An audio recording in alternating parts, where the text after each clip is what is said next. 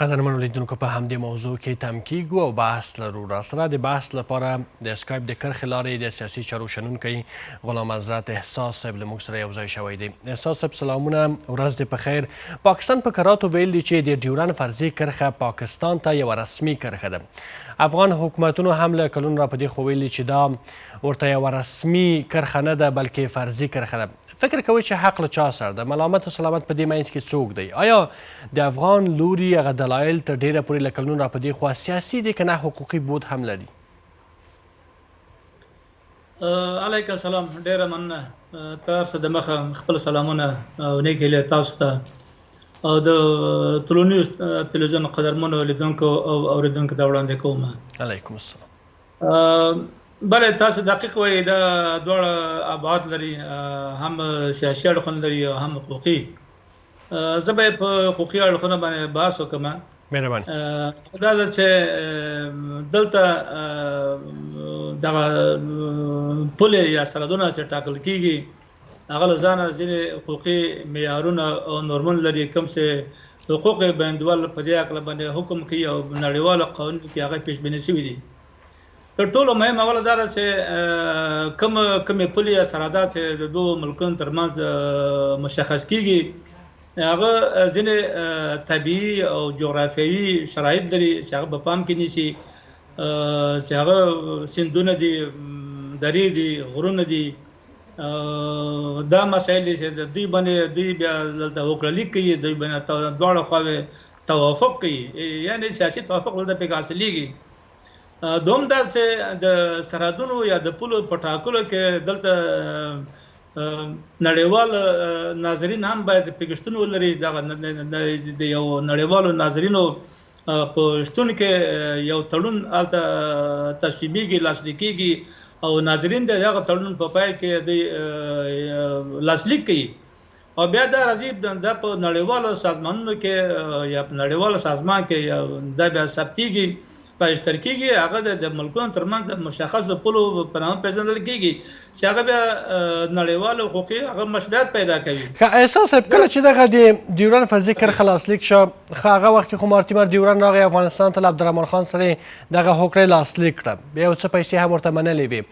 البته په هغه وخت کې هېڅ د پاکستان په نامه یو مملکت په دې سیمه کې شتون یې نه درلود، هغه برطانوي هند و.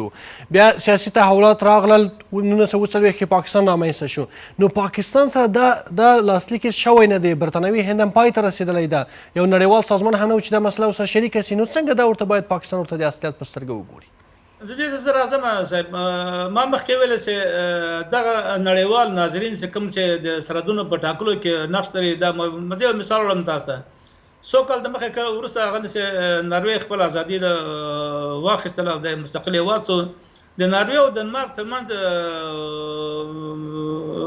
ګډه پوله د ځمکې سرحد نشته، د اوبو سرحد ده.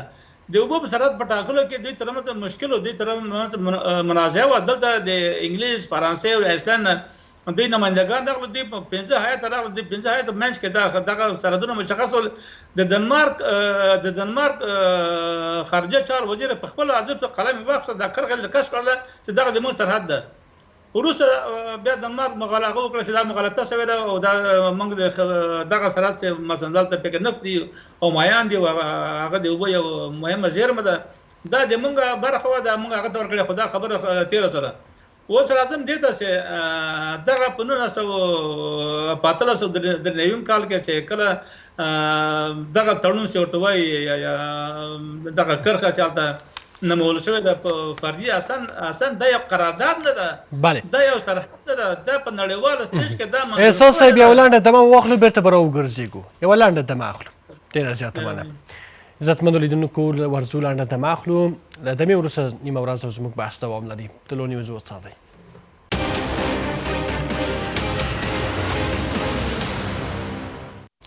قدرمنو لیدونکو، نیمه ورځ ته بیا هم ښه راغلاست. زموږ بحث د ډیورند د فرضي کرښې په تړاو دی. احساس صاحب مهرباني، ستاسو خبرې پاتې وي. بله صاحب، راغلم مقابل لوري چې پاکستان د اصلا نن ورځ پاکستان د دغه منازعې طرف نه ده. تاسو دقیق ویلې، د پاکستان عمر دا د اوس شپږ نیم کال کېږي، دغه د عمر نه تېرېږي. اصلا پاکستان په دغه سیمه باندې حق د مالکیت نه لري، حق د تصرف نه لري، د دې خاور نه ده. هغه مهال اصلا پاکستان موجود نه لري، پاکستان شتون نه درلود. افغانستان خپل پنځرن کال پنځرن خو بیا فکر کوئ احساس څه د دې لامل شو چې پاکستان دغومره قوت پیدا کړ، دغومره اوس هغه ځواکمنتیا پیدا کړه چې اوس ځان د دې کرښې مالک وبولي؟ په جمهوریت کې هغه تېرو 20 کلونو کې دې خواته توپونه هم راویشتل په کونړ باندې، په نورستان باندې، او په خپل سره توګه یې تاسیسات هم جوړول، په کیلومترو دې خاورې ته دننه راننوتلي هم وو، په هغه اساسي ستراتیژیکو نقطو کې ځان ته پوستې جوړې کړې وې. څه د دې لامل شو چې پاکستان بیا دومره مخته راشي؟ خبره دا ده چې تر باید وایم چې د وروسته د دومې نړیوالې جګړې څخه کله چې پخواني شوروي اتحاد په نازیزم باندې بری ترلاسه کړ، انګلیسانو دلته یو خط عایل جوړ کړ، یو عایله کرښه ایجاد کړه د پخواني شوروي اتحاد د نفوذ مخنیوي په خاطر باندې پاکستان ایجاد کړ، پاکستان او شرقي د بنگلاديش. نو اوس دغه ملک اصلا په خپل دا غن لري، دا بقا لري، پایښت نه لري، دا مایانه جغرافیه چې د په واکمني وکوي له پخوانه د تثبیت شوي د نړیواله ټولنې لپاره دا نه لري. دا پاکستان مشخص دی، دا اصلا یو ملت نه دی، هغه خپل فرهنګ لري. نو خبره دا ده چې اوس پاکستان د خپل ویریږي، ځکه چې دغه وخت تېر پاکستان دغه هغه کې احساس د خطر کې دغه وروستي کلونه کې چې د انګلستان د ارشیف نه د ډیورن د کرښې نقشو پلټنه شروع شوه چې حقیقت د موضوع څه ده. پخوا ویل کېدل چې دغه یو تړون لاسلیک شوی دی د عبدالرحمن خان او د ډیورن ترمنځ، هغه د یو انګلیسي ډیپلوماټ او معین د وزارت خارجه و چې هغه چې دا د 100 کال پر قرارداد ده، ور 100 کال اصلا د 100 کلن قرارداد په د 100 کال پکې مشخص ده. بیا دغه سند پیدا شوی نه چې د امیر عبدالرحمن خان امضا پکې کړي. نو اوس پاکستان له دې نه ویره ده، بس ورخطا ده چې دغه پاکستان پاشل کېږي، له منځه ځي. دغه چې اوس ځان اتمي نظامي طاقت بولي په سیمه کې منطقه کې دا له منځه د ګواښ خطر سره مخ ده. نو دوی اوس ورخطا دي، دوی لاس پیډ. نو علت دا ده چې دوی بدبختانه چې په افغانستان باندې د پخواني شوروي اتحاد تجاوز دوی لپاره مثلا یو چانس، دوی لپاره یو طلایي ځای ان تر اټومي وسلو پورې ورسول. همداسې بالکل دا پاکستاني چې دوی د غرب نه اخیستله، د عربي ملکونو اخیستله، د نور نړۍ نه اخیستله، دوی په خېټه ماړه شول. احساس په دا تېرو 2.5 کلونو کې چې اسلامي امارت په افغانستان کې حاکم دی، اوس مهال هم د پاکستان سره په پوله کې په کراتو جګړې وسولې، شخړې وسولې او نښتې وسولې، له غلام خان نه نیولې بیا تر سپین بولدکو تر تورخمه پورې په کراتو داسې نښتې رامنځته شولې، تلفات یې هم دواړو لوریو ته درلودل. فکر کوئ لامل یې څه و؟ څه د دې لامل شو چې دغه پولې چې دواړه هیوادونه یې دوو لوریو ته پراته دي په خپلو کې سره شخړې وکړي؟ یعنې د تېرو 20 کلونو په پرتله دغومره شخړې په پوله کې نه وې شوې، خو دا ځلې په کراتو زیاتې وشوې. آیا هغه پخواني موخې چې پاکستان درلودلې هغوی ته ونه رسېدل که څنګه؟ تاسو ډېره مهمه مسله اشاره وکړله چې د پاکستان د پیدایښت نه تر اوسه پورې دومره ژور اختلافات او دونه شخړې د اوسني پاکستان او د افغانستان ترمنځ دا نه وي پیدا شوې، خصوصا په تېر 20 کلن جمهوریت کې. خو متاسفانه وایم چې دغه جمهوریت نه زی وسه د پاکستان یو برخه وګرځي. دغه اغزن تار په 2018 کال کې د اشرف غنی په واکمنۍ کې دا د افغانانو په سینه باندې راتیر سو. دلته د ټول حکومتونو ساکت او دغه حکومتونو د خپل بقا د خپل ګټې په خاطر باندې په لوی لاس د خپل خاوره واخ سره د پاکستان د خطر سره مواجه کړه. نو اوس د افغانستان اسلامي امارت خوشبختانه د افغانان دي، دوی باندې وطن ګران دی، دوی خپل ملي ګټو ته، ملي ارزښتونو ته، ملي خپلواکۍ ته دوی احترام لري، دوی هغه لري. ګرچې په دوی باندې مثلا دوی مخالفین دا ټول لګل کېږي چې دوی مشران پاکستان کې دي او دوی د پاکستان دکتې مې هغه نه ولې. اوس موږ عملاً کې ګورو هغه څه نه ده. زه په صراحت وایم خوشبختانه وایم چې دوی مستقل عمل کوي، دوی د وطن دفاع کوي. هغه پرونه تاسو د اسلامي امارت د وسلوال پوځ لوی درسز خبره تاسو واوریدلې، یا د سرحدونو د چارو وزیر خبره تاسو واوریدلې، دا دې ښکارندوی ده چې اوسني نظام اوسنی حکومت په قاطع ډول باندې په ډېر ښه جرأت سره د خپلې خاورې نه دوی دفاع کوي او دوی به دا هېڅکله دا تحمیل شوې کرښه دوی ونه مني او دوی به د وخت په تېرېدو سره دوی به د خپله خاورې بیا د الحاق د اوسني افغانستان سره دا غواړي. دا نه یوازې د افغانستان اسلامیت، دا د افغانانو غوښتنه ده، دا د افغانانو د یو مشروع حق ده، دا د یو مالکیت ده، حق د تصرف پې باید ولري، حق د مالکیت پې ولري. دا داسې اسان دا کرښه دا سرحد نه ده.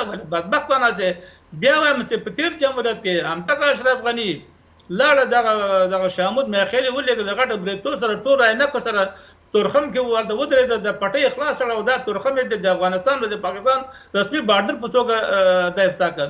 متاسفانه دا د شرم ځای ده، دا د ننګ ځای ده چې موږ دغه تېر چارواکو دغه تېر حکومتونو دغسې معاملې وکړې د خپل بقا په خاطر باندې، د خپلو ګټو په خاطر باندې، د خپلو منافع په خاطر باندې دا کارونه وکړل. اوس افغانان خو سر افغانان خو له ځان خپل وارثین لري، او افغانان خو د خپل خاورې نه، د خپل ناموس نه، د خپل عزت نه د سر بدله کې دوی ولاړ دي، نه تېرېږي. سلامات اوسه. دا کله چې سبا جوړ کړي.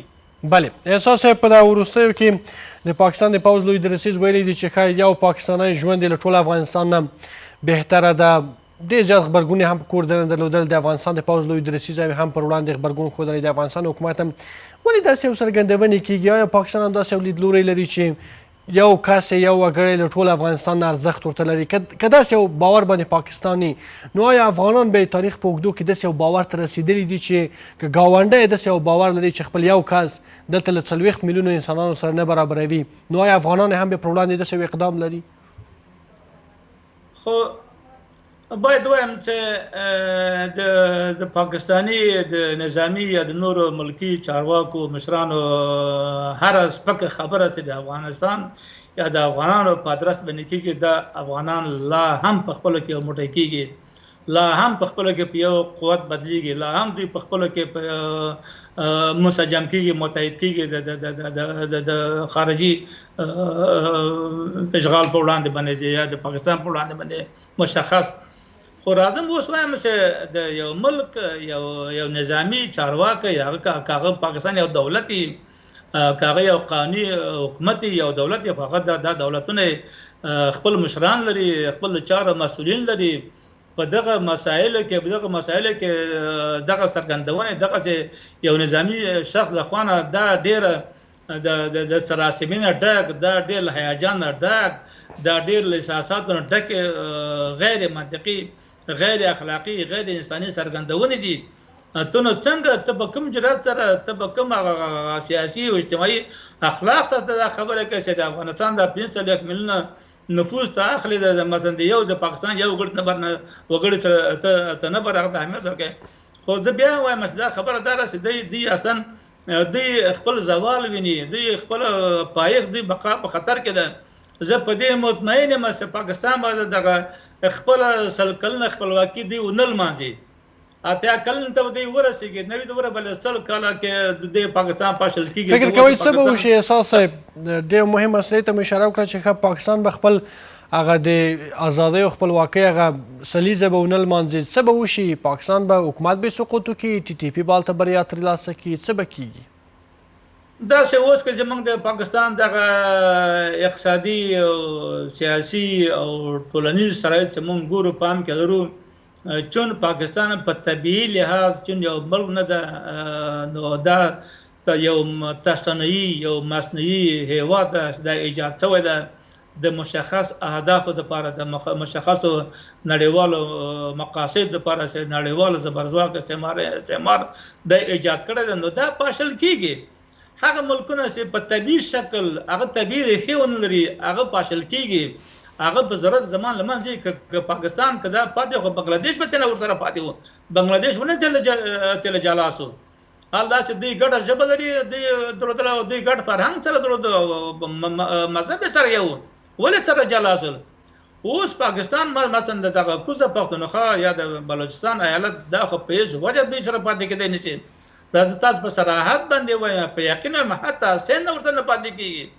نو دغه ملکونه چې مثلا انګلیس راوخت د خاور چې سند راوخت بنگال راوخت مثلا د شرقي پاکستان ته جوړ کړی اوس دا غربي پاکستان اسان دغه د پاکستان نه ده اسان د پاکستان دغه دا خو تسلط لاندې راغلی د یو عائل کړو د مرور زمان ورور د کار کې باندې واقع پیدا کړ اما دا پاشل کیږي دا دې ز دا وایم اسان کچېره موږ تاسو د پاکستان دغه اوسنی حالت موږ ګورو دغه فقر ګورو دغه سیاسي زوای ګورو دغه اقتصادي بحران چې موږ ګورو او د داخلي ستونزې چې موږ ګورو نو دا یو ملت نه ده دا ملت د دوام نشي کول د حکومت په حیث نه لري بقا ټول غلي ټول مفسدين دي نظامیان د حکومت کې یا اصلا یو څوک کس نظامی خلک دي د ملک باندې ډېر تسلط لري او دا نظامیان ټول مفسدين او ټول فاسدين ټول غلي دي سرمایه پیدا کی غلا کی بس خارج ته انتقالي ال هغه کینو داسې دولت دوام کوي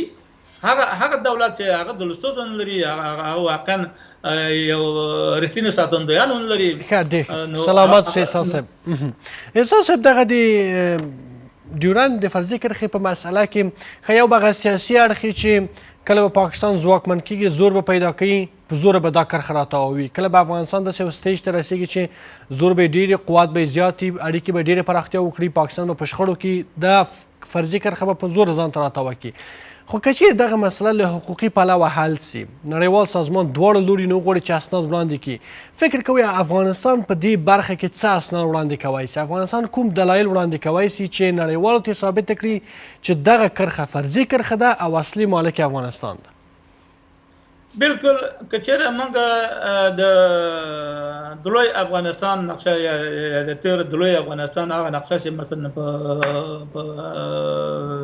موجوده ده نو په هغه باندې چې افغانستان 100 کاله 100 کاله په افغانستان تقسیم کړي واکمني د افغانستان دغه سرحدات د افغانستان دغه جغرافیه مشخصه معینه د دنیا په پیږي مثلا د سیمه هیوادونه په پیږي د افغانستان یو برخه د تاریخي شواهد دي دغه دوران فردي کرښې دغه تړون د په خپل د ګواښنامه ورکړي دغه د هند استقلال اخیستل مثلا برتانیا د هند د وتل د پاکستان منځ راتګ د خپل د یو تاریخي شواهد دي دا یو انکار نه منونکي د واقعیتونه دي دا قانوني کسبای دا راځي ولې اوس قانون چې افغانستان دغه اساس سره قرار لري ما شمخ ویل چې افغانستان د تیرو کلونو کې افغانستان واقعي مشران نه درلود هغه درلود هغه په شکل اشکال هغه خارجي استعمار هغه نه دی پرې کې دا اصل ورځ نه پرې کې هغه په واکمنۍ کې پات شوی وای نو هغه لمنځه وړي نو بیا هغه حکومتونه جوړ شوی دي هغه د استعمار په خدمت کې د اشغالي حکومتونو چې د اشغالاندې ژوند کوي هغه د استعمار د خلاف د ګټو لپاره د هغه مخه د لپاره کار کوي بل د حکومت د حکومت نو چې هغه د افغانستان د افغانانو ګټو لپاره د افغانستان د خپل افغانستان لپاره مثلا د افغان ولس لپاره د افغانستان د پایښت لپاره استقلال لپاره خپلواکۍ لپاره کارو کې د حکومتونو موږ نو مګوس موږ اسلامي امارات ګورو ګرچه دا په نړیوال سټیج کې دا په رسمیت پیژندل شوی نه ده اما حکومت ملي او نړیوال مسؤلیت نه لري یعنی په دغه سم مشکل سره اخته اما په دې سره په دغه محدود امکانات چې څلري اراده لري وطن ورته ګران ده ولس ورته ګران ده خاور ورته ګران ده خاور او مثلا دا ورته د عزت او د ناموس حیثیت لري په دې باندې مطمئن مسه هیڅ کله به دغه د افغانستان اسلامي امارت څخه ولل چې ما دغه فردي د یو فردي کارګمنه چې د شربانی په وخت کې د اغزان ته تیر شو شپږ په سره پاتې او دام به تیر شوی هغه ته خو پرې نه خدل اته د نورو باندې مثلا پښلول باندې هم شروع وکړه دا اقدامات ټول د دې خانه شوی دي د پاکستان نه شوی افغانستان تل کوشش کړی چې دا اغزان تر بیرته لري کې او مثلا د خوره د داستان د کرخ په نوخ د په خیر اوسه کور د ودان احساس وروسته پښتنه کوم او غواړم چې د بحث مسله راټول کوم فکر کوي چې افغانستان اوس هغه سیاسي پوهې ته رسیدلی دي چې خپل چارې له پاکستان سره په منظمه توګه خپل کنټرول کړي تر سره کړي د خپل هیواد ساتنه وکړي او نور څه اقدامات پکار دي چې باید افغانان یې وکړي ډېر په لنډه توګه بالکل افغانانو سیاسي شعور ډېر پرمختګ کړی دی افغانانو تر ټولو یو لوړ خصوصیت خو دا ده چې افغانان په خپله خاوره باندې وطن مین دي خپل وطن ورته د ناموس حیثیت لري دوی هر ډول قربانۍ ته حاضرېږي ولې خپله خاورې نه دوی نه تېرېږي دغه یو لږ خاور نه پرېږدي. زه دا مکه یاد دا به د هر افغان په زړه کې ځای لري چې تېر کال زموږ یو طالب قماندان د ایران سرحدي منصبدار سره کېناست 100 سانتي خاورې ترېنه واخیستله چټکې په لاس کې و میخه ټک و وایي دغه 2 سانتي خاوره دې خو مته نه درېږي چې په سانتي باندې د حساب کې سانتي خاوره باندې د خپل وطن د هغه نه اخلي. زه په دې مطمئن یم چې دا د ورم کرخه به دا به له منځه ځي. پاکستان به د دغه حالت نه دغه حالت کې د غورفشت کې به نه وي. پاکستان به داسې مشکل سره اخته چې بیا به خپل ځان ټولولی نه شي. زه په دې مطمئن یم چې افغانان به بېرته د مرم او د مرو د پنجدې سیمه بېرته ترکمنستان نه اخلي. کله چې په 1884 کې 1885 کې مثلا پخواني تزاري روسیه افغانستان جلا کړی دی. افغانستان بېرته خپل عظمت، افغانستان بېرته استقلالیت، افغانستان بېرته خپل هغه پخواني جغرافیه بېرته احیا کوي.